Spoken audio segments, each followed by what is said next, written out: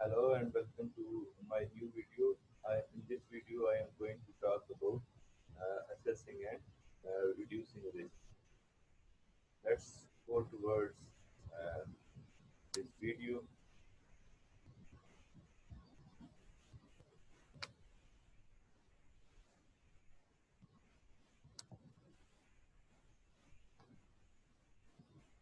So, I am going to basically talk assessing and reducing risk.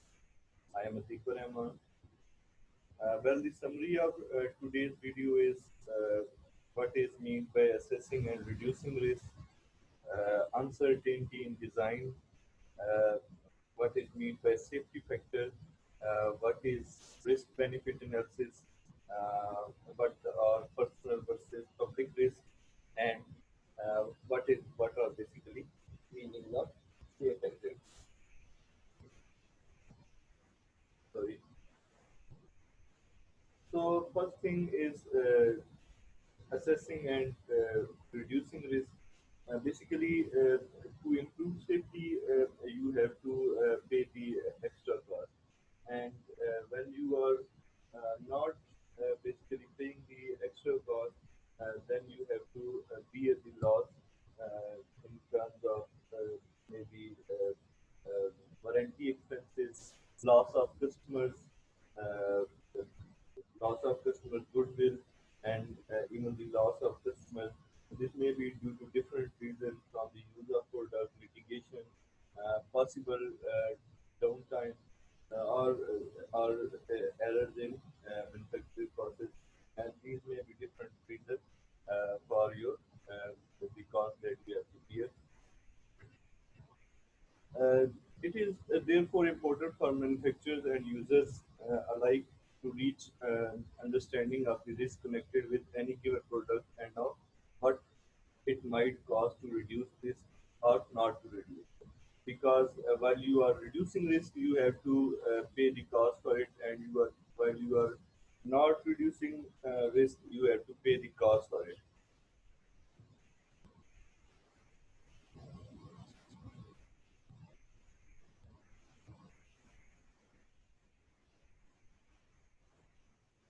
Moving onward, uh, I would like to discuss uncertainties in design. From historical data and experience um, uh, that provide basically a lot of information about the safety standard, there has been a lot of published data, but still there are gaps, and these gaps are due to certain reasons, which I am going to discuss. Um, there, there are some industries where information is not really shared. The information is kept secret, and especially they kept it secret when the cost of failure is less than the cost of fixing the problem. I mean, suppose if somebody due to takes an injury while working on a certain equipment. They are suppose the cost of giving cure to that injured person is less than fixing their equipment. They are going to basically cure that injured person. So uh, in such industries, information is not freely shared. Another problem is uh, uh, problems and their causes are not often revealed after a legal settlement has been reached with the condition of non-disclosure. There is an agreement between the organization and the parties involved that they are not going to disclose that information to anyone, and so there are risks involved.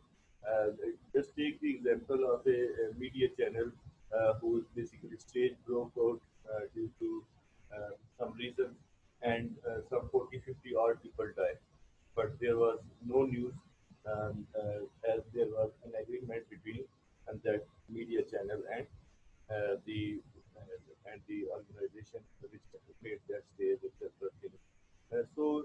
Basically, such a consensus means non-disclosure of information. There is always new application of old technology or substitution of materials and components that strengthen renders the available information less useful. At times, there is a new technology, and that old technology becomes less useful. Say there was a time of floppy disks. Now, that pen drive has basically taken over that floppy disk. So one can say that there is always new substitution of materials to old ones. Moving onward with our uncertainties in design, one can say that nobody or engineers do not incorporate risk intentionally. Uh, it arises because of many uncertainties faced by the maybe due to design engineer, maybe due to manufacturing engineer, or even the sales and application engineer. What sort of uncertainties they face? One of the uncertainties is the purpose of design. Organizations want a particular design to be profitable. They do not want it to be, let's say, less profitable or even marginally profitable. So, if suppose if an airline company wants to change its design, then it should basically suit its profit, right? That is the most primary concern of any owner or organization. They do not necessarily want it to be risky. Next is regarding to applications. Design that do quite well under static loads can fail under dynamic loading. Static loading basically is at the time of designs, and when you basically practically use that product in some situation, that means dynamic loading. So there are many factors which might change, and this basically falls under uncertainty design. Next is, apart from uncertainties about the application of a product, there are uncertainties regarding the materials of which it is made and the level of skill that goes into designing and manufacturing it. uh, there there may be skill level of the person that is mixing the materials or that is using the material, or there might be uncertainties in materials as well that may cause risk. Next one is, caution is required with standard materials specified for normal use. For example, tests are routinely carried out on concrete. The strength of steel is are too often taken for granted. We usually take concrete and steel for granted, or many other materials like that. We take them for granted. We do not do usual tests for them. However, there may be problems in concrete or quality of steel, so one has to check them. This may also be considered as an uncertainty in design. Uh, Moving onward to cover up this uncertainties. Basically, engineers always sort out the problem. They basically then try to overcome them. And one thing that they use for making the product safe is known as safety factor. A product may be said to be safe if its capability exceeds its duty. In C over D is greater than 1. C stands for capability and D stands for duty. Uh, Capability is basically under, let's say, uh, theoretical conditions and uh, that are capability is basically the stresses that a product is going to withstand, supposed to withstand, and duty is basically the anticipated load that a product is going to withstand. And stresses here uh, not only mean mechanical stresses, but they could be they could be electrical in nature, or let's say the the density of traffic at a particular intersection or a signal is also would be considered as a stress. So stress is a general term, not a specific term in this case. So those products would be considered safe whose C over D value is greater than 1 means capability exceeds its duty. Okay. However, there is a problem in that safety factor because it takes the average value of the distribution curve of the capability or duty curves. So one thing is that it doesn't include the variation or variance or variability. Uh, so a more appropriate measure of the safety would be the margin of safety. In the next slide, I am going to show you about all these safety factors and margin of safety, etc., and how basically uh, they can be seen as a way of basically representing safe products. Right? Let's go to next slide. Okay. One can see that figure A, this is a probability distribution under stresses, and B is also a probability distribution under stresses. But uh, this probability distribution over under stresses is considered safe, while this is not considered safe. How? Let's see.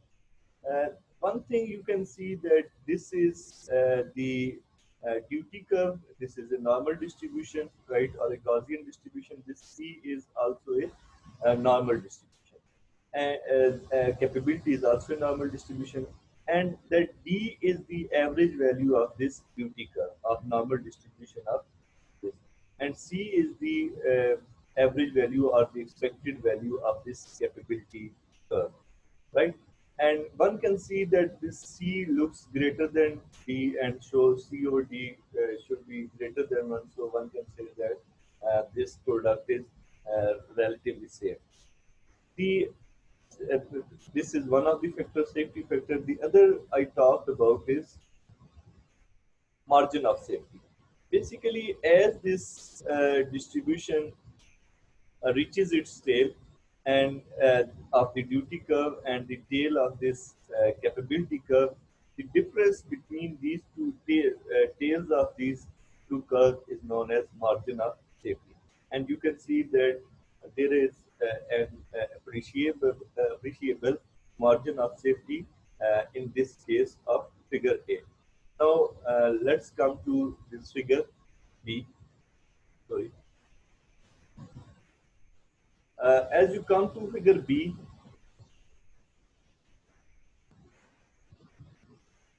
you see that there is the variation in both the curves is more as compared to figure A. And you can see that C over D in figure B is also greater than 1, right? So one can say that it should be considered safe. But look at this margin of safety.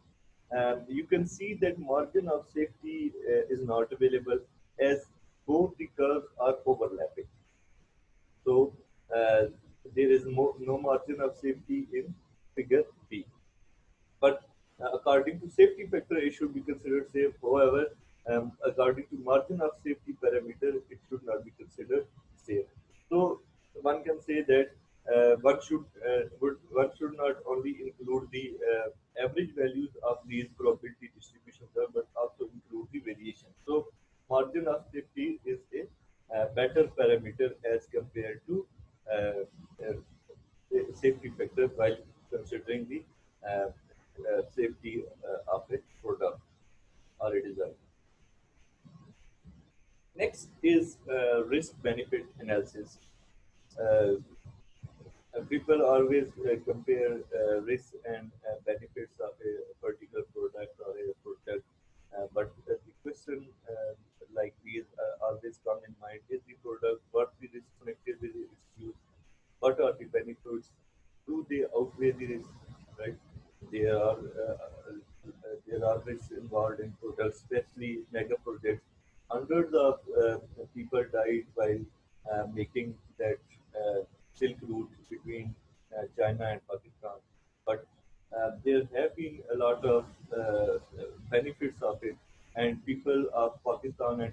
are reaping the fruit of that Silk Route till now.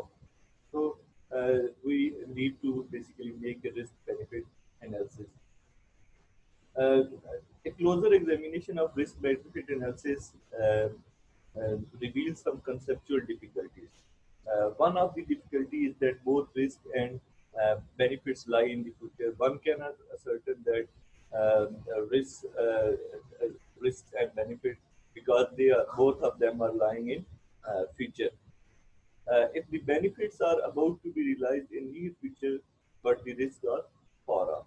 One of the reason is that at time benefit you see in near future, but the risks are, let's say a person working in a factory where there are let's say gases or the air pollution which affects the basic breathing system. But that employee is getting a very good pay for that. He is basically making money in near future because of the job. But suppose if the breathing problem gets more acute in the future, that might be risky. So this is an example that can be quoted for this. Next thing is change in design due to ensure cost effectiveness. As I told earlier, that employers always want cost effective designs, but engineers are want to make the designs that are more safe.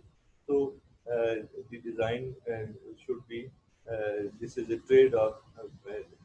Design should be cost effective or risk-free.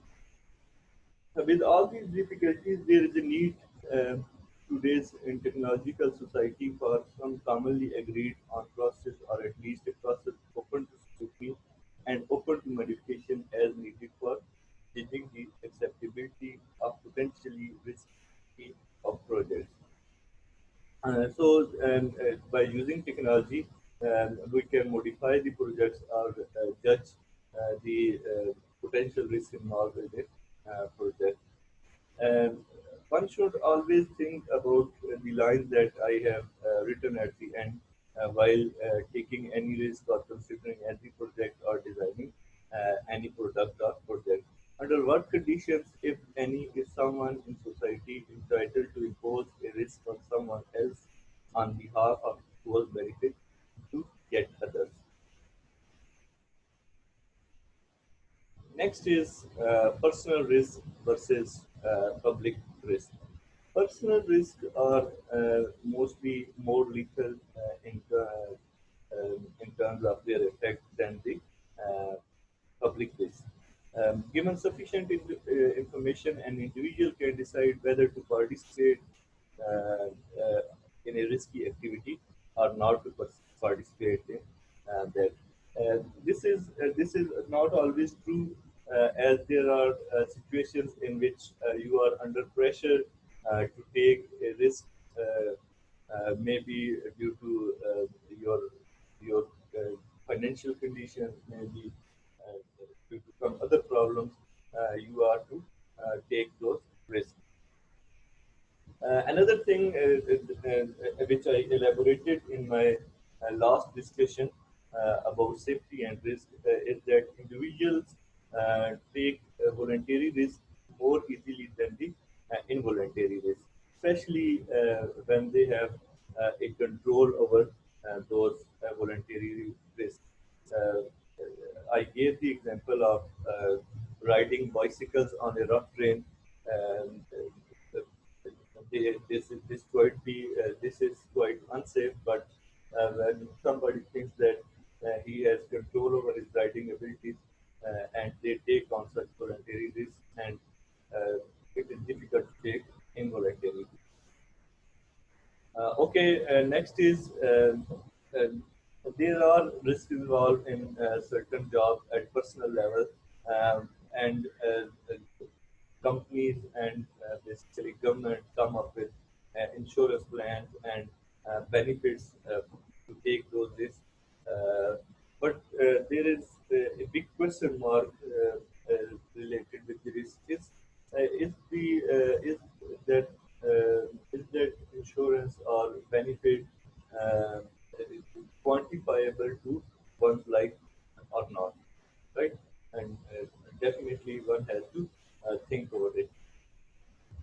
Okay, now public risks can be determined easily, and basically public risks could be handled by consensus.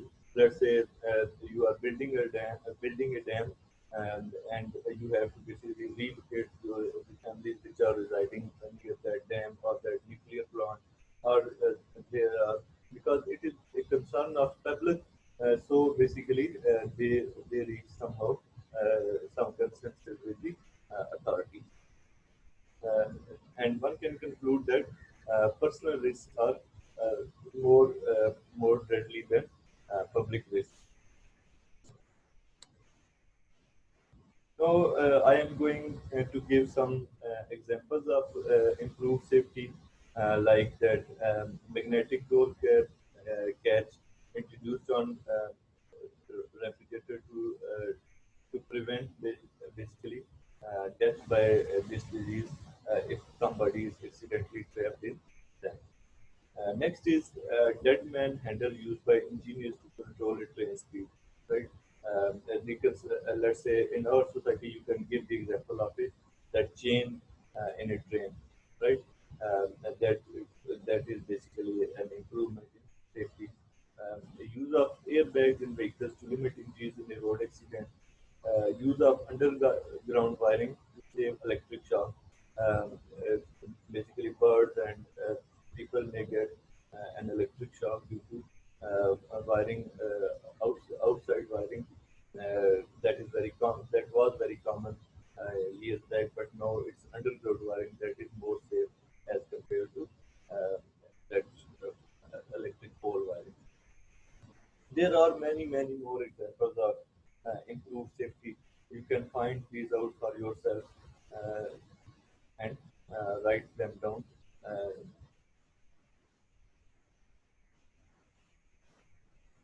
uh, Lastly, I would talk about the safe exits. It is impossible to build a completely safe product or one that will never fail. Uh, the products are always going to fail, maybe at a sooner stage or at some later stage. But a designer has to keep some things in mind, that if products fail, how should it fail, right? The best one can do is to assure that when a product fails, first thing it will fail safe. Suppose the examples of a vehicle tire, if they burst out on a road, then let's say they can basically they can be problematic for the person sitting inside or for the other vehicles uh, that are running on the same highway. So that bursting of tire should be this failure should have an effect that is safe, right? It will fail safely. That's the first one. The second is the product can be abandoned safely. Means uh, suppose a thing becomes unsafe, there should be a, a, a way of basically finishing that unsafe product. Um, Take an example of the buildings in some developed countries. Uh, Basically, when the life of those buildings expires, they basically destroyed or demolished these buildings within 2 to 5 minutes. And in countries of the third world, basically, since they do not basically have those safety features, when the life expires, they keep on using those buildings, and ultimately they fall on other buildings, and they basically cause a lot of them, so the product can be abandoned safely. The third one is the user can safely escape the product, right? If take the example of their train, if there is some problem in the train, if let's say you pull on that chain, the train will stop and the people can go out and leave the train if it is unsafe. So this feature has to be included in the products and design. There should be extinguishers or escape emergency handles or etc. things in all the buildings and all the design. Providing for a safe exit is an integral part of the social experimental procedure, in other words, of sound engineering. Engineers should always keep in mind while designing a project or a product to have to design safe exits for that particular project. It should be given paramount importance, and I think it should be a very important feature in any project while keeping in mind its safety. Now, I want to conclude my lecture. Hopefully, you have in this lecture video understood the